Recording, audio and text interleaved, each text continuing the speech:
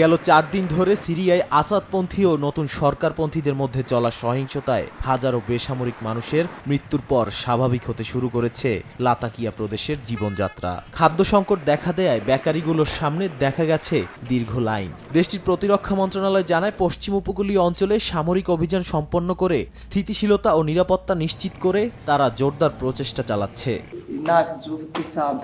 তবে এসব হত্যাকাণ্ডের জন্য ক্ষমতাচ্যুত সাবেক প্রেসিডেন্ট বাশার আল আসাদ পন্থীদের দোষারোপ করলেও আগামী ৩০ দিনের মধ্যে হত্যাকাণ্ডের তদন্ত করে বিচারের প্রতিশ্রুতি দিয়েছেন প্রেসিডেন্ট আল শারা। স্থানীয় সময় সোমবার সংবাদ সম্মেলনে একথা বলেন তিনি। আরও বলেন, তার মিত্ররা দোষী হলেও শাস্তির আওতায় আনা হবে। আইন সকলের ওপর সমানভাবে প্রযোজ্য হবে বলেও জানান আল শারা।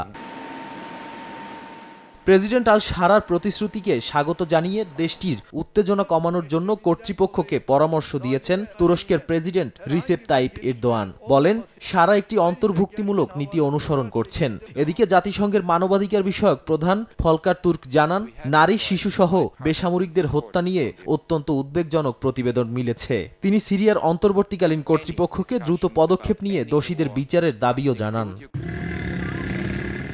সিরিয়ার চলমান সংকট এখনও অব্যাহত আছে।